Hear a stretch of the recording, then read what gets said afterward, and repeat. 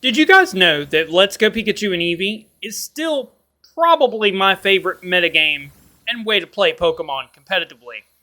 It is astounding to me, as close as we are to Legends ZA, that it's still one of the most impressive graphically in the Pokemon Switch games.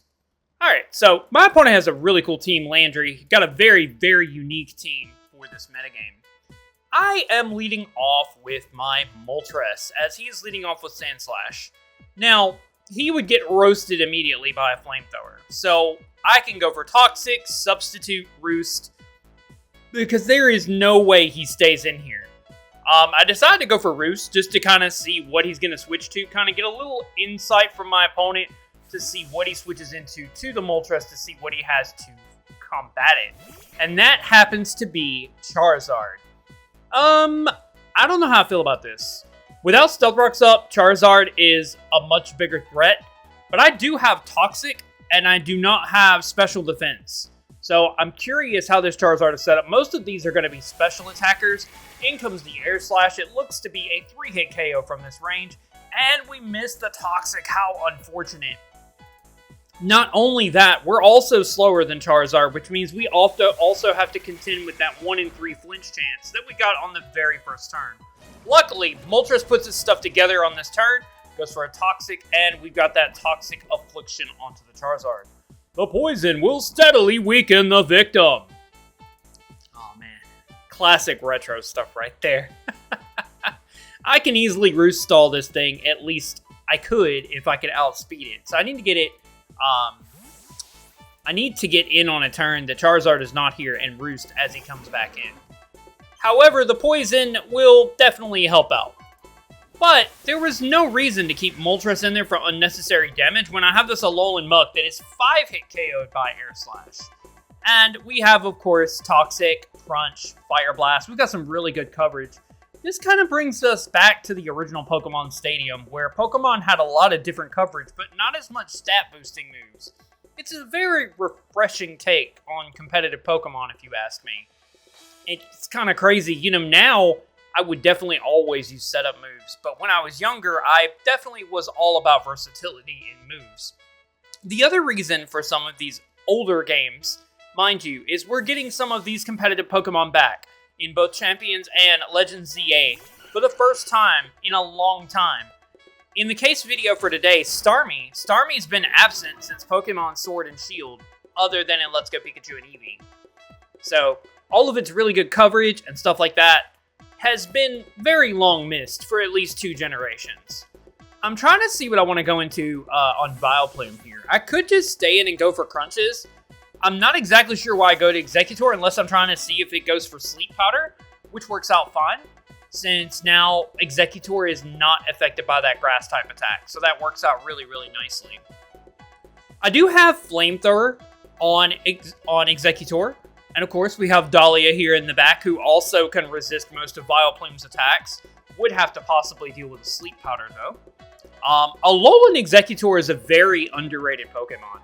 I've actually never used it in Generation 7, when it got Dragon Hammer, and now Dragon Hammer isn't a signature move anymore.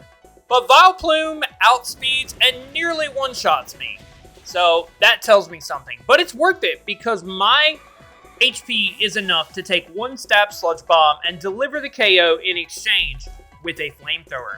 So down goes this thing. I no longer have to deal with it at all. I'm okay with it. Alolan Executor is not fast, so it's not going to be contributing anything else to the battle. It was able to evade a Sleep Powder and take out the Vileplume. Now, we would have the 4x super effective Flamethrower. However, I'm positive Alolan Sandslash is much faster, and I'm pretty sure it has an Ice Shard to boot on top of that. Yep, there we go. Stabbed Ice Punch, Alolan Executor is no more. It's crazy to me how that thing is a Dragon-type Pokemon. I will never understand that. My thought process is I was like, okay, I really, really want to bring in Moltres. But from this range, I'm pretty sure, since I am actually a physically defensive Moltres, that I cannot take hits from this thing. And I don't have anything really to offer offensively to damage Sandslash unless I go for like a Scald. So I decided to go into Dahlia here. Neutrally, it's probably my better thing to hit this thing with, like, Stab Shadow Ball. Since it is Ice and Steel type. I'm pretty sure Ice Punch will be a clean 2-hit KO on Gengar. Speaking of which, I would really like to see Alolan Sandslash do a lot more. Especially like in Scarlet and Violet. I might have to feature that Pokemon. It's always been one of my favorites. I mean, for crud's sake. Mirror Coat! Oh, no, that was cool. That was cool. I'm not even gonna lie. That actually probably deserves the thumbnail more than Starmie.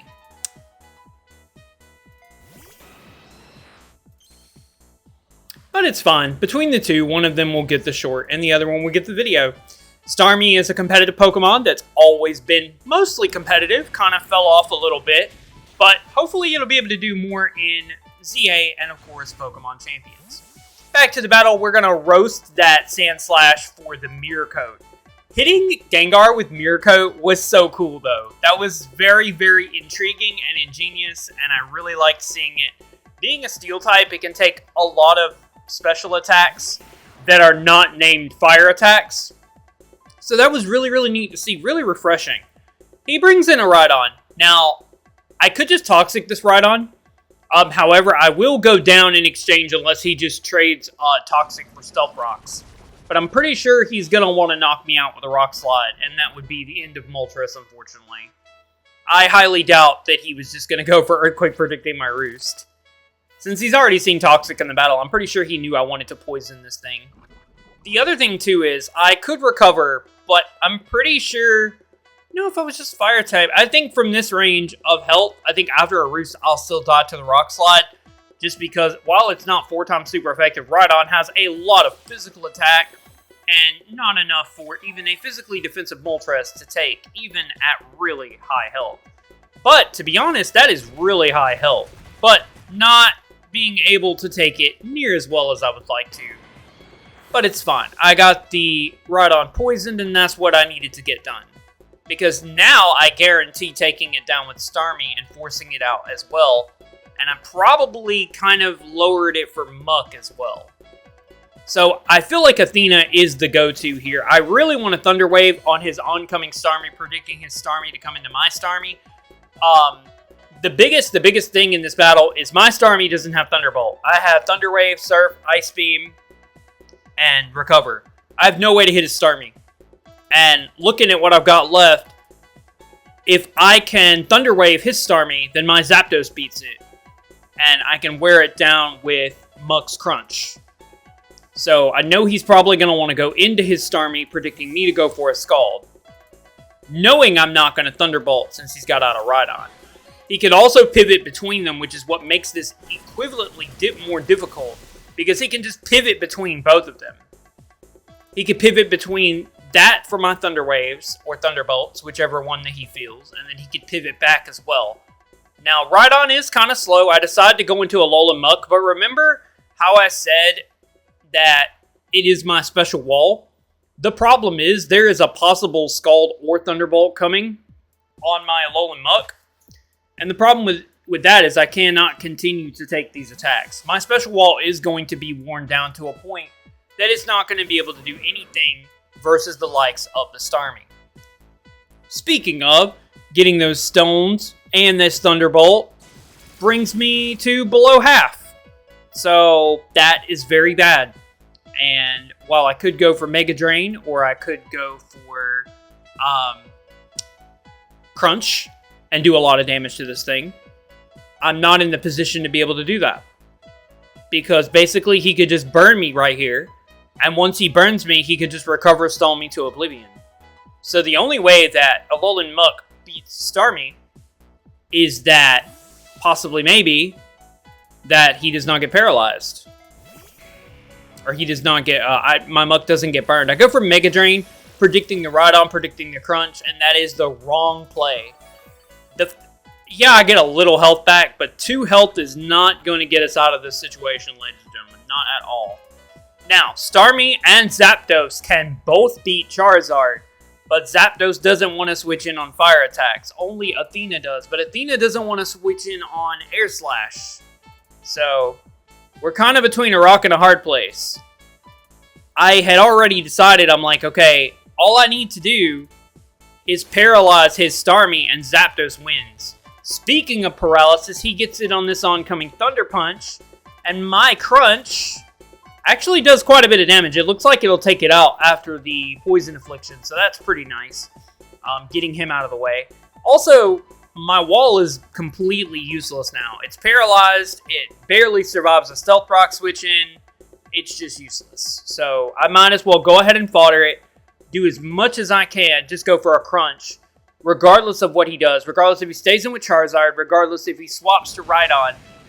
From this range at the amount of health, unfortunately, I cannot take a Flamethrower. I have been worn down far too much, and now I go down. Charizard is almost down, but not quite. So we have this situation where now I have to pretty much bring in Zapdos. I could bring in Zapdos. Starmie's much faster than Charizard. Now, I don't have entry hazards up, so his Charizard can come back for free. The only thing is it will die to Poison Affliction once it comes back in. Now, this entire time, I'm not really thinking about his Starmie having Thunderbolt, simply because all I need to do is win the speed tie and paralyze it, and then my Zapdos KOs it, no problem. So down goes his Charizard. Alolan Sandslash and Charizard are out for the count. That's going to leave his Starmie, which is probably the biggest threat on his team. It is at full health, nearly, and it has Thunderbolt. So I'm hoping I win the speed tie so that I can get this thing paralyzed and get it out of my way. Now, keep in mind, he still has Rhydon as well.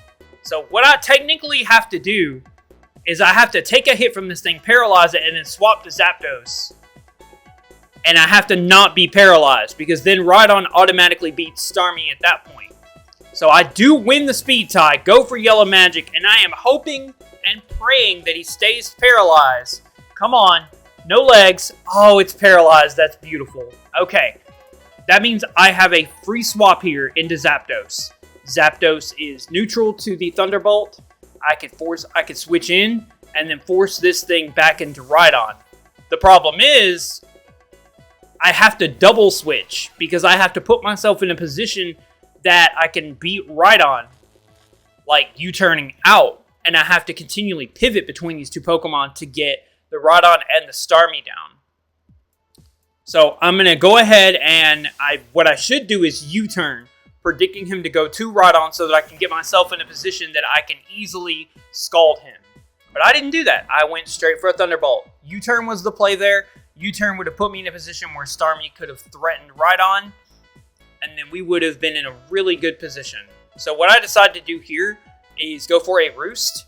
I'll only be electric typing. The only way this backfires is if he goes for Earthquake, predicting me to Roost at almost full HP, and he does not. He goes for the Mega Horn. Since I don't have my flying typing, I do not take that well at all, and that was his coverage move in the middle ground play against a roosting Zapdos and Starmie. So really good on my opponent's part.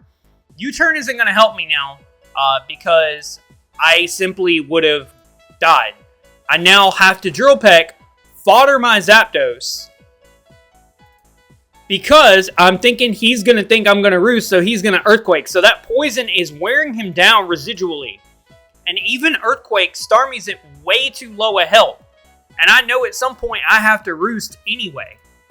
I have to Roost anyway at some point. I have to risk it for the biscuit and take the Earthquake. Now I predict him once again to go for an Earthquake. He's going to go for a Rock Slide this time. Oh, and he hits too. Unfortunate. I don't think Starmie could have came in on that with Stealth Rocks. So Zapdos is going to go down. And unfortunately, ladies and gentlemen, we are in a really bad situation. His Rhydon will go down to Poison, leaving his Starmie and one other Pokemon. His Starmie is paralyzed, and I believe his other Pokemon is paralyzed as well. And we're just not in a really good situation. We pretty much have to stall and paralysis stall his Starmie because we do not have Stab Thunderbolt. One of the biggest assets to Starmie's offensive capabilities is to run Thunderbolt while still being I can't say a bulky water. Starmie is a bulky water and you can run it as a bulky water, but it doesn't quite become a bulky water. So I'm going to go ahead and recover. I am terrified to see how much damage I take from a Thunderbolt. Plus, if he paralyzes me, that's going to be a big problem. His Starmie's paralyzed, so we are starting off really nicely. I wish I had better coverage to hit this thing, but I don't have any coverage. I don't. I just have Scald. I just have to wear it down slowly. Oh, that's not enough. That's like 8 Scalds, and he gets the Thunderbolt off. Oh, God. Here we go. How well do we take this? Oh, we do not take that at all. We do not get paralyzed, but Lord, that does too much damage. You know how much damage it does? It does so much damage that even after we recover back to nearly full HP, he gets another Thunderbolt off, and it's enough to bring us to 12 HP. We do not get paralyzed, so we are really not sitting well at all. I'm like, okay, we recover again. We took it on 12 HP, so we know that we have to be higher than that. And unfortunately, now he has the Thunder Wave. He has Thunder Wave and Thunderbolt. That made a difficult situation already way more difficult. That's crazy. This is a circumstance where I would say that Mirror Coat, Alolan Sandslash would be fantastic. Because it resists all of Starmie's basic attacks. And it could just Mirror Coat and damage it that way. In comes a Thunderbolt. And way below half. And I was like, okay, we still need like 6 Scalds. And now we have to speed tie every single turn. We've won every single speed tie. Like, every single one in this battle. I just want to point that out. So, all he needs is a crit to end this. He goes for a Thunderbolt. And it's not a crit. Brings us really low. I think 14 or 24 HP. And, yeah. His Starmie is definitely winning this bout. And I get the speed tie and the paralysis to end this battle. What a shockingly good battle and a very long battle for Pokemon Let's Go Pikachu and Eevee.